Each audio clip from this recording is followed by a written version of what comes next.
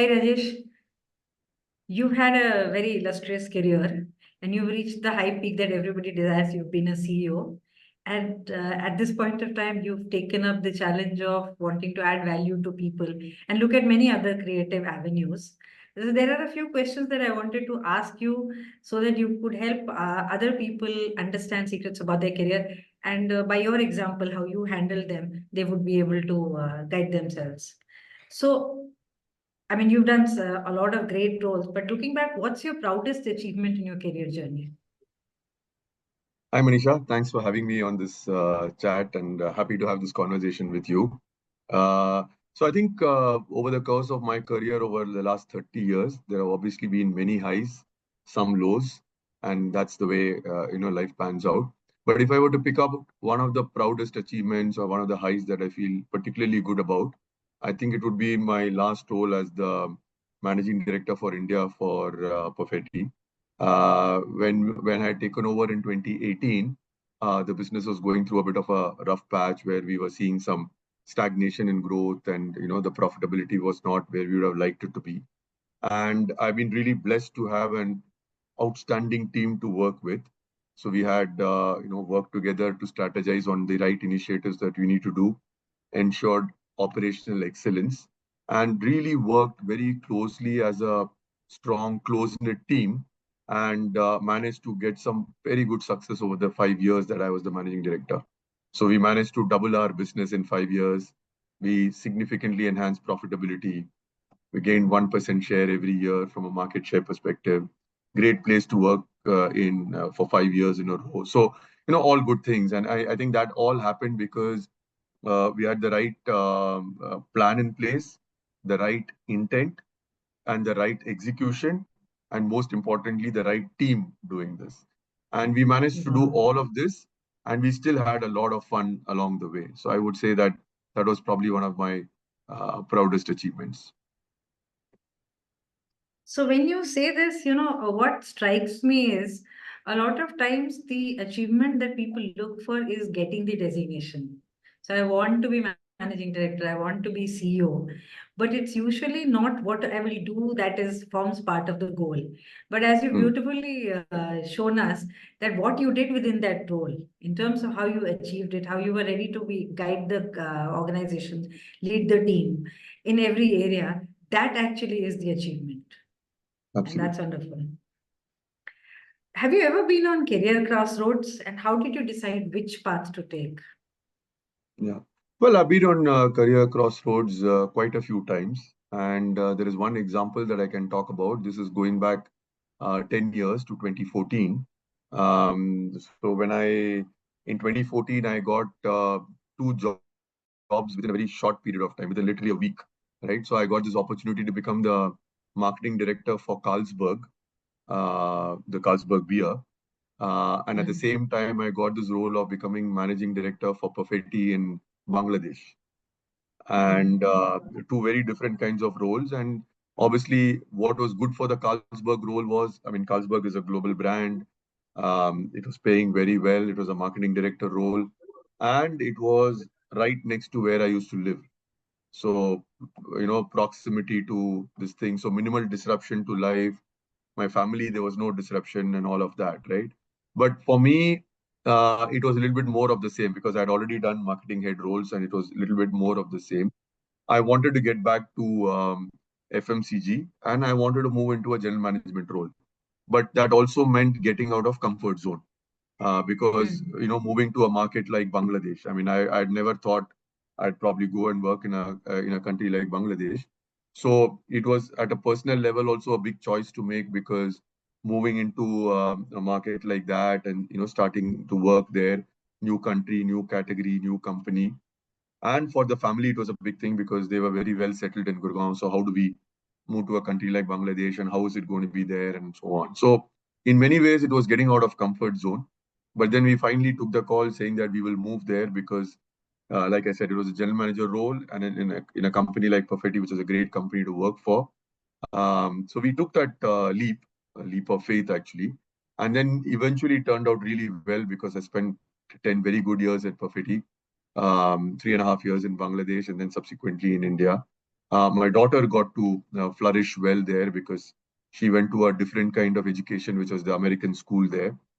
She managed to really thrive as a teenager and came back to finish her education and then went to US for her graduation. So she blossomed quite a bit. And my wife, who also works, she's a leadership trainer and a coach. She initially struggled a little bit because she had to travel a little bit more than normal. But eventually, we all found our ways to deal with it. And I think it made us all better people and better professionals. That's very inspiring. You prioritized, learning a new role, and also, you looked forward to your overall goal, and you chose the option which was more in tune with that over your current comfort, and that led to a lot of learning opportunities. Any kind of disruption always is rich ground for learning. So you took Exactly. that. But it can't have been an easy choice. So. No, it was one of the toughest assignments I did. But I think, Hmm. like you said, as long as you keep a positive mindset, have a growth mindset, say that you will get out of comfort zone and realize that the learning is the steepest when you get out of your comfort zone, those things make up for the minor inconveniences that you go through. Yeah. You have different roles in life, apart from your professional role, your family roles, etc. How have you been able to maintain a balance? Because a lot of us feel, struggle with that balance part of it. Either it's all work or it's not. If I don't put everything, all my time, all my attention, then work will suffer. So, what advice would you give to people? How did you manage a balance? Yeah. See, I'm a big believer of the need to lead a holistic life.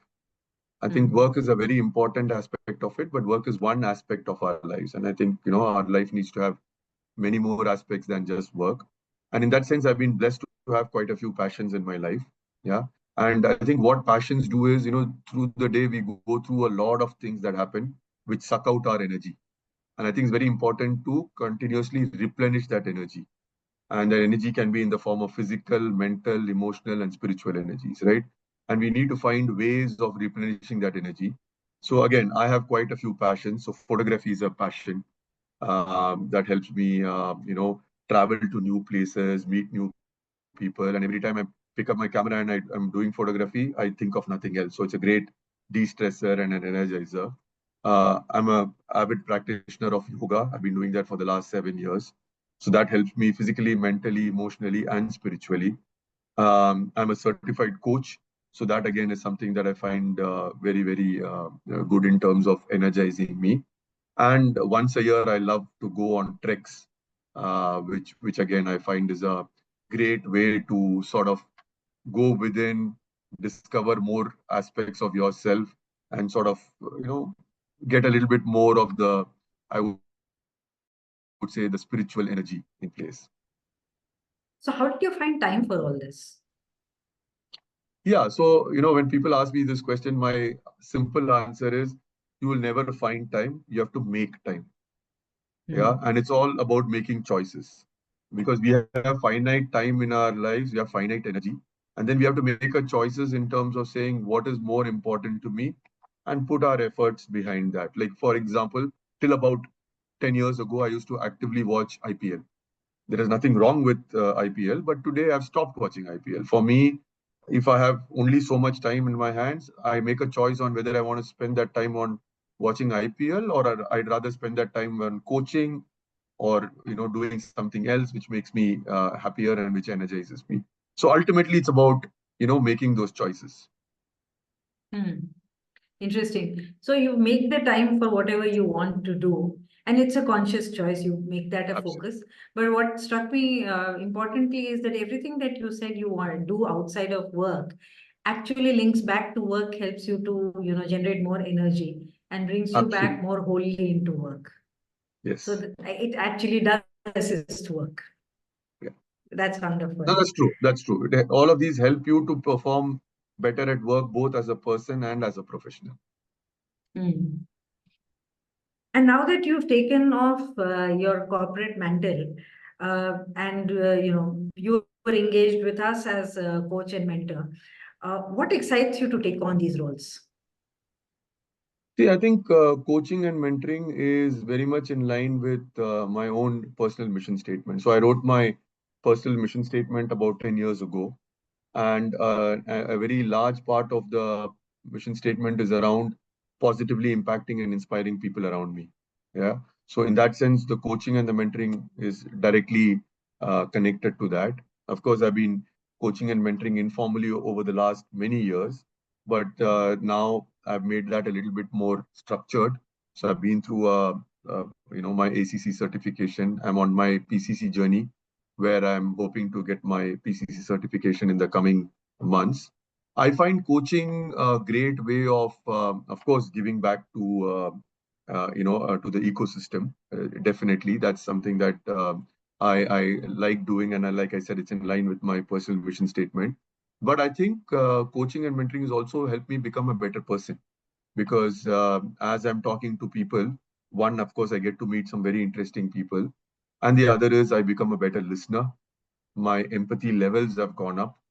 Yeah. So in many ways, coaching has helped me also reflect upon the topics that I discuss with my coaches. So if I'm discussing, for example, time management with somebody, I then reflect upon my own time management and see, am I doing well? Is there some opportunity for me to further improve, and so on?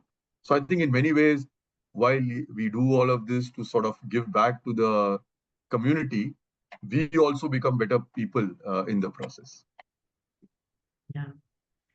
That's great. So I foresee that a lot of people are going to be greatly advantaged by your mentorship and your coaching that you'll provide. And we look forward to a long association and a great journey. Absolutely. Likewise, Manisha. Thank you so much, Rajesh. Thank you. Thank you for your time.